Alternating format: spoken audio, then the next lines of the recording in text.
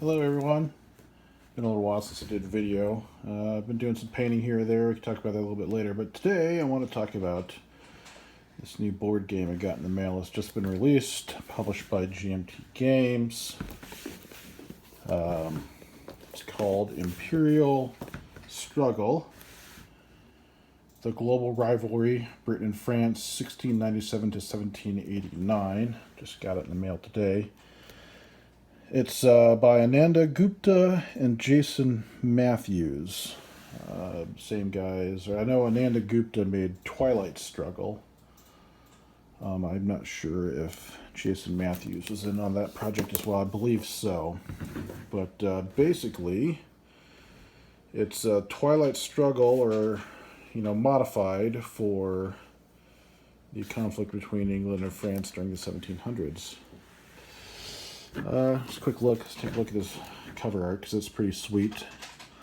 And around the edge you can't really see, but written around the edge, names of big people during the period, and also maybe some names of battles. There's Ramais, Le Bien Ami, Aim, Fontenoy, Voltaire, Monongahela, so a whole bunch of different, Queen Anne's Captain, Plains of Abraham. So it looks like we got names of, basically big name people and conflicts, battles during the period. Pretty cool motifs, different motifs to indicate, it wasn't just a war in Europe, it was a war in the in their colonies as well. Take a quick look at the back. We'll get a look at the map here in a minute. Let's quick read it out to you. In 1697, the Sun King, Louis XIV, emerged from a decade of war with his continental ambitions still unsatisfied. Meanwhile, King William III of England sat easier on his new throne than he ever had before. But neither France nor England could have anticipated the tumult of the years to come, in which these two tenacious adversaries would compete fiercely and proudly along every axis of human achievement. On battlefields from India to Canada to the Caribbean Sea, their armies and fleets would clash. In the salons of Paris and the coffee houses of London, the modern world's political and politics and economics would be born. Imperial Struggle is a two-player game depicting the 18th century rivalry between France and Britain. It begins in 1697 as the two realms wait warily for the King of Spain to name an heir, and ends in 1789 when a new order brought down the Bastille. Battlefield success will only go so far to triumph. Players must also build the foundations of colonial wealth and deal with the other nations of Europe. Imperial Struggle covers almost 100 years of history and 4 major wars. It aims to honor its spiritual successor, Twilight Struggle, by pushing the direction of simple rules and playable systems while maintaining global scope and historical sweep in a single evening. During peace turns, players build economic interests and alliances and take advantage of historical events represented by event cards. They must choose investments wisely and deny them to their opponent. During war turns, each theater can bring great wars of conquest and prestige, but territorial gains can disappear at the treaty table. At the end of the century, will the British rule an empire in which the sun never sets, or will France light the way for the world as the superpowers of the Sun King's dreams or the Republic of Lafayette's? A couple of examples of some pieces here, game pieces. Each side's unique ministry cards allows players to focus on strategic approach. Event cards depict a wide variety of the century's cultural, economic, military, and diplomatic episodes. Game complexity is medium. Solitaire suitability is low. Game really does need to be played 2-player. I'm sure there will be creative people who can come up with a way to play it solitaire.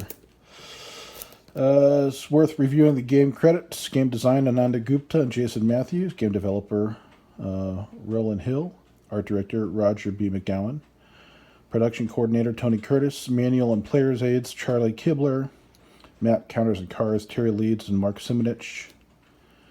Cover design, Terry Leeds. Package design, Roger B. McGowan. Executive producers, Tony Kurnis, Roger McGowan, Andy Lewis, Gene Billingsley, and Mark Simonich. A lot of people will be familiar with Mark Simonich. He's had his hand in a lot of games. I'm not quite familiar. Ananda Gupta I'm familiar with just from Twilight Struggle, but the others not so familiar with.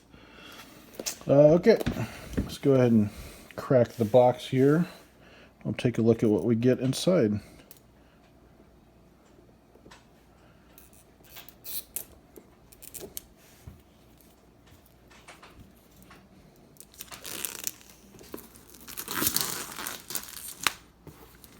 I really have been interested in this game, since playing Twilight Struggle, and I will admit I have very little experience with Twilight Struggle.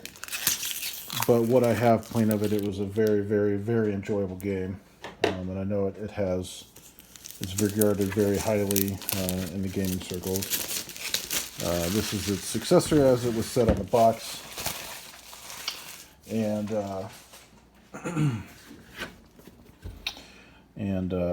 I have a feeling this will hold up, and it's also a time period that I am very interested in personally. So, and the box, very snug fit, very sturdy. It's the heavy cardboard that GMT's been using a lot lately. Oh, look at this! This is very nice. Comes with a counter tray. That's excellent. I do notice some artwork. I don't know if you can see that.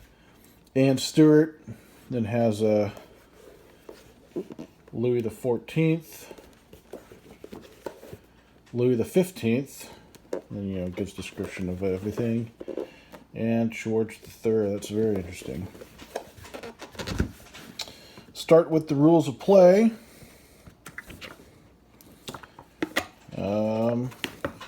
It's very in the vein of a lot of GMT rule books. Very well put together. The paper is thick, gloss, semi-gloss. Goes through depicting or telling you what the rules. Here you go. That's what you got to do. On the back is the index of the rule book.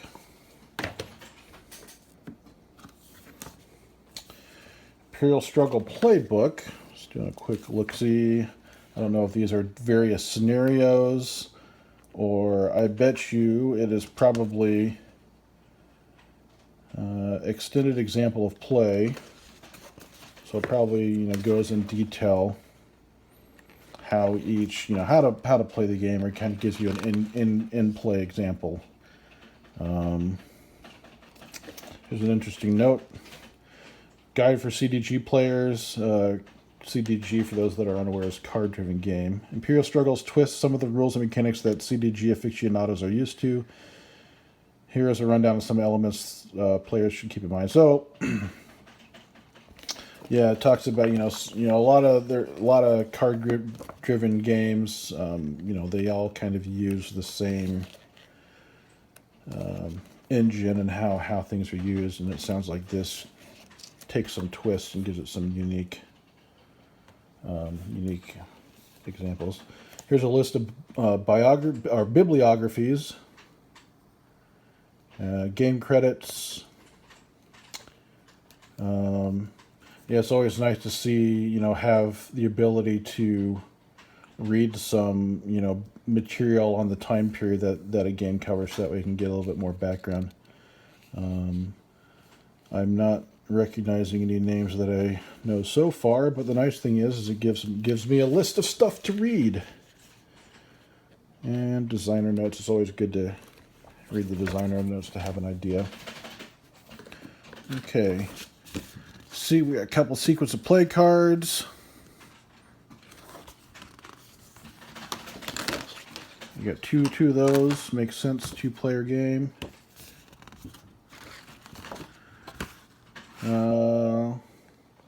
So it looks like all the steps for each turn, and then a couple of Be interesting to, you know, we'll learn about it as we read the rules.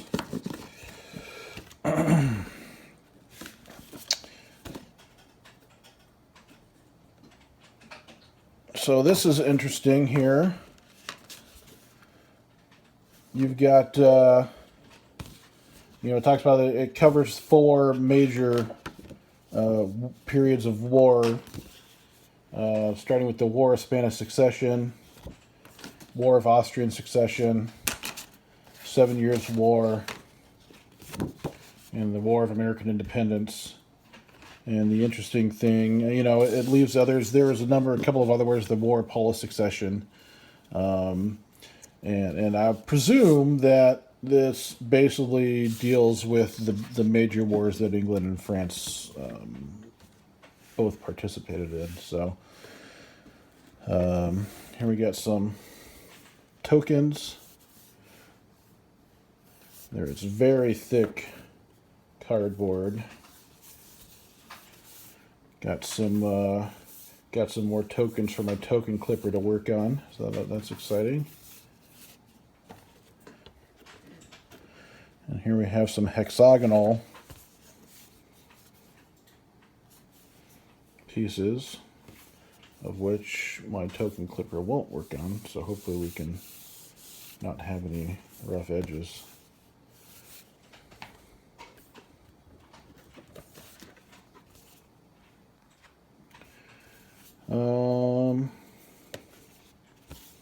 Yeah, very nice.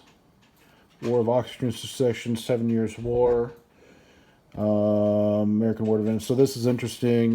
More different tokens for different periods. So they have different. You know, you probably use different tokens for whichever war you're representing. It's actually quite a bit of cards here. What was that? 4? 1, 2, 3, 4. Yeah, that's quite a lot.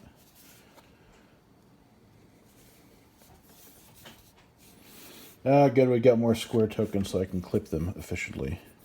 Then here, we got a whole bunch of Scott paper. We got 3 cardstock tile boards with, let's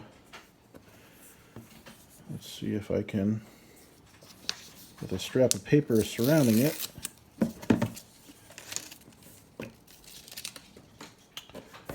So this is the French player mat. The British player mat.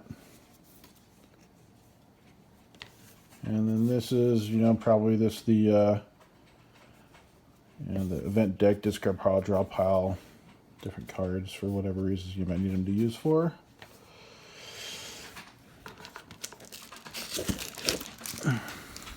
Come back to the board.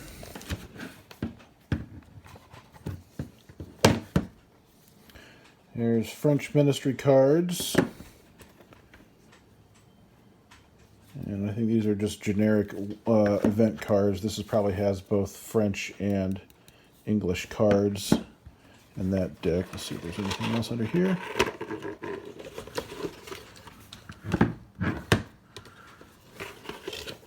Interesting. So it does look to be a diceless game. So that's going to be exciting to figure out how that gets sorted out. There are no dice in the box. Let me get this out of the way. Real quick. I don't have any sleeves for cards, but we will check this out.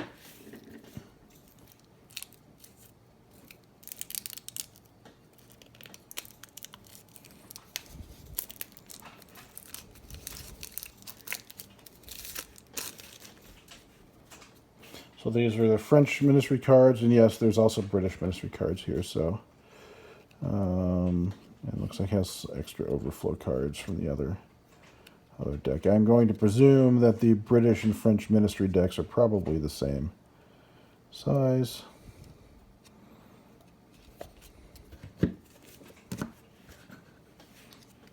So here's one. Robert Walpole. Governors once per turn you may draw 1 event card and then discard 1 event card.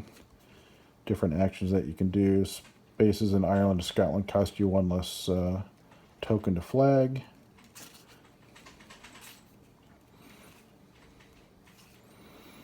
And there's little codes on the side. I'm going to probably presume they probably have to do with when the cards come into effect or when they can be used. One thing that is interesting to note is, of course, these are minister cards. Yeah, the interesting Twilight Struggle, being card-driven game, you play a card with a value on it, and that would allow you to do different things based upon the value. Or you have the event, you can play the event on the card, just depending on what the card was. I'm noticing on these cards, so it'll be interesting to see how the mechanics work in this game. These cards do not have values on them in and of itself. Some have different symbols, so they probably use them for different things.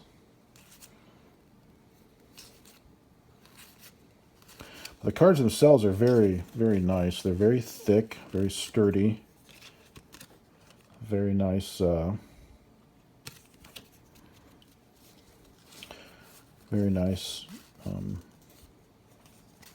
texture to them. I personally probably will still get card sleeves, even though these cards are nice and thick and you don't really need them. I think card sleeves would still be good to have just to protect them and keep them safe.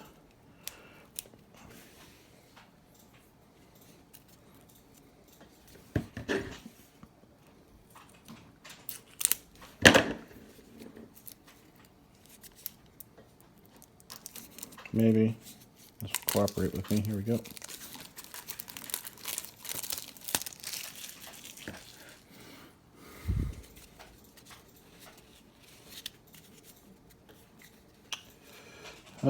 Succession. Yeah, so Succession. Yeah, so that's what the ES. Succession, Empire, and Revolution.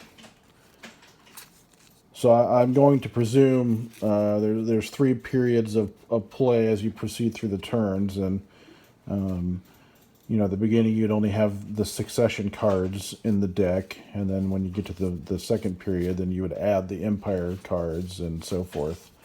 And then those minister cards they would only be available or be able to be used during the period. That's just a guess, not having read the rules, so I suppose I could be wrong on that, but it stands to reason. It's a reasonable guess. So yeah, these are all Revolution cards, which I didn't notice when I looked at them the first time. So, very interesting. So I got our 2 decks here. Of course, the question is, did I even have them in a place for you to see them? Sorry about that. So yeah, here you can see there's Succession written on the bottom of these. These guys have Empire, and these guys have Revolution. And conversely, if you look at the minister cards, like this one has an S, so it's probably only used during the Succession period. That has an E, ER, so you could use it during both periods. That is an R. So yeah, it's I'm excited to check this out. So let's go ahead and move all of this off to the side, and then let's check out the whole reason for this.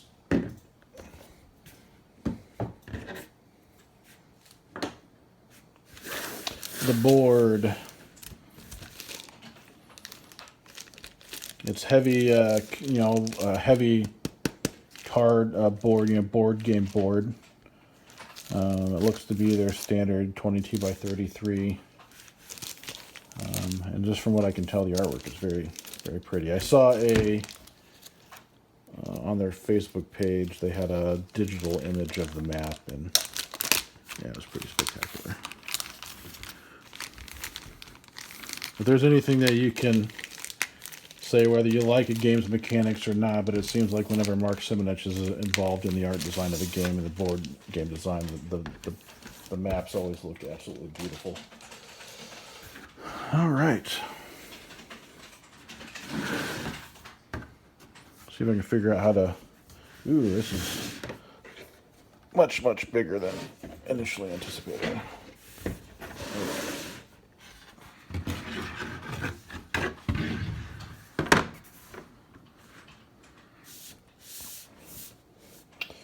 Here, I'll pick up the phone.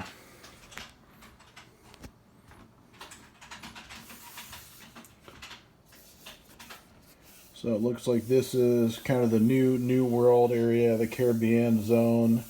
Up here is North America, the New England area.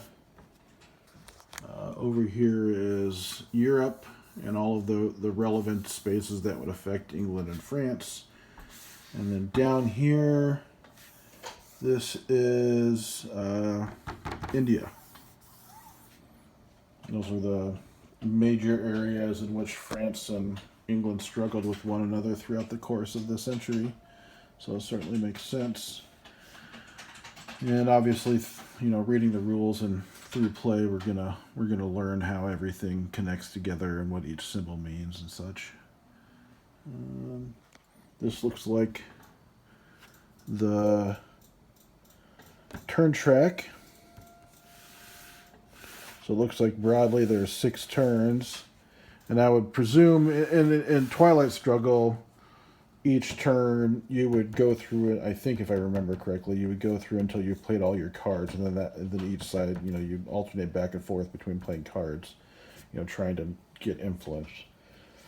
And then once everybody's played all the cards, then it would go into the next turn. So it looks like here, I'm going to guess, again, my assumptions might be wrong after reading the rules, but I'm going to guess it's kind of work that same way, but then you also have these inter-period war segments, so peace, and then these are the war segments that you have to play through and have different mechanics to it. General record track.